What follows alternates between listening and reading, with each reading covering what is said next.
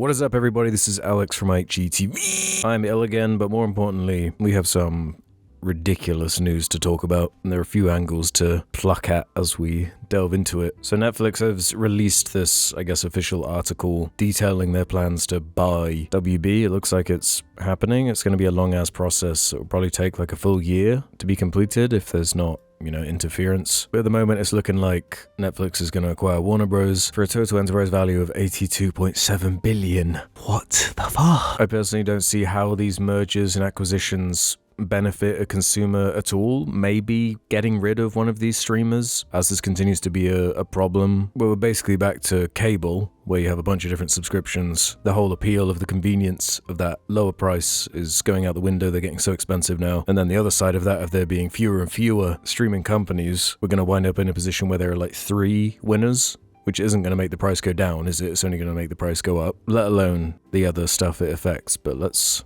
skim through this. So on December 5th, Netflix and Warner Bros. Discovery announced they have entered into a definitive agreement under which Netflix will acquire Warner Bros., including its film and television studios, HBO Max, and HBO. I guess also selfishly in the UK, we don't have HBO Max. It's all complicated agreement with Sky, so you have to have like a Sky subscription or Now, or whatever it's called. So hopefully that can be consolidated, or I don't even know what their plans are actually, how they're going to integrate it. If it's going to be a add-on package like Amazon does, or it's like you can have a Shudder subscription inside Amazon Prime, and God, it's such a mess. The cash and stock transaction is valued at $27.75 per share, blah, blah, blah, doesn't really matter. The transaction is expected to close after the previously announced separation of WBD's global network division, Discovery Global, into a newly publicly traded company, which is now expected to be completed in Q3 2026. This acquisition brings together 2 pioneering entertainment businesses, combining Netflix's innovation, global reach, and best-in-class streaming service, aka bordering on monopoly,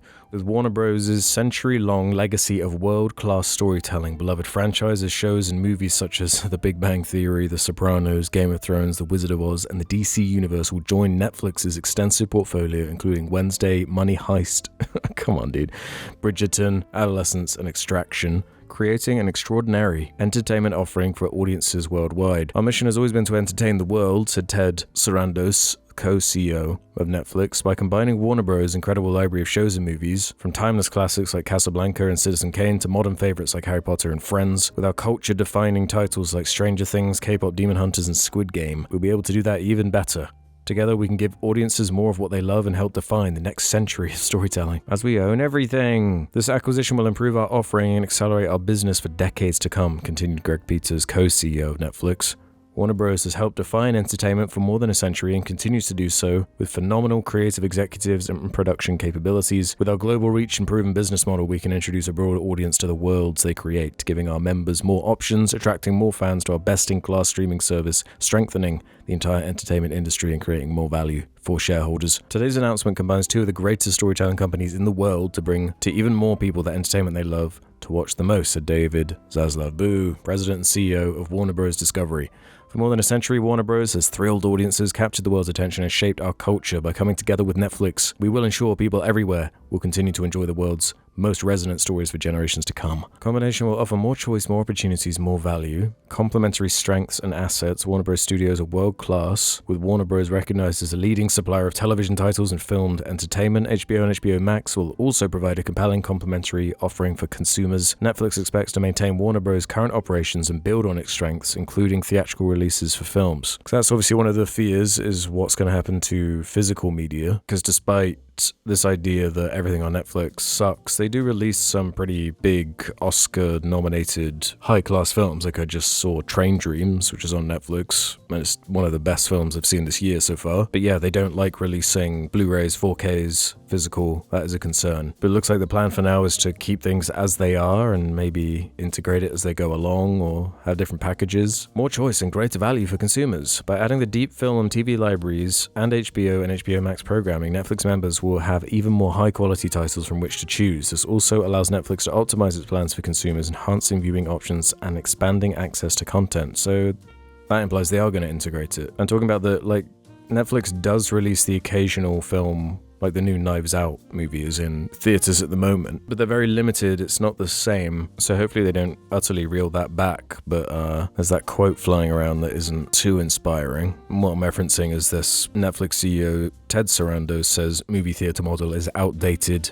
Most of the country cannot walk to a multiplex. It's not outdated, you've just murdered it in the market, basically. A stronger entertainment industry. Let's see how they argue that. This acquisition will enhance Netflix's studio capabilities, allowing the company to significantly expand US production capacity and continue to grow investment in original content over the long term, which will create jobs and strengthen the entertainment industry as you move closer towards a monopoly. More opportunities for the creative community by uniting Netflix's member experience and global reach with Warner Bros. Renowned franchises and extensive library. The company will create greater value for talent, offering more opportunities to work with beloved intellectual property, tell new stories, and connect with a wider audience than ever before. They're kind of just saying the same things over and over again. Yeah, it's going to be better for everybody. Us buying this for more than some countries' GDP will help you individually. This will be great for you. More value for shareholders. This should be at the top, really. By offering members a wider selection of quality series and films, Netflix expects to attract and retain more members, drive more engagement, and generate incremental revenue and operating income. The company also expects to realize at least $2 to $3 billion of cost savings per year by the third year and expects the transaction to be accretive to GAAP earnings per share by year 2. And then it doesn't really. The transaction details and timing you can read if you care about that. This kind of came out of nowhere for me. I know that the WB has been having issues for a while and it's been talked about, but I guess I didn't consider Netflix to be the one to plop that money down. So if we look at the impact of this using the 2025 box office so far, as of December 8th, the day I'm recording this, 3 of the current top 10 are released by Warner Brothers or have some link to them, that being a Minecraft movie, F1 the movie, and Superman. So if you just roughly condense that into like a third of the market, there are 4 or 5 major Hollywood companies left at this point releasing this big media. It's Disney, Universal Pictures, Paramount. There really aren't that many left. So yeah, one of my questions is, how is this not an antitrust issue if the Microsoft Activision deal was able to go through, and that was for a lot less, right? I mean, I say a lot less, but it still wound up with a total cost of $75 billion. But if it is somehow legal and not an antitrust issue, why are we just okay with that? We've been thrown into the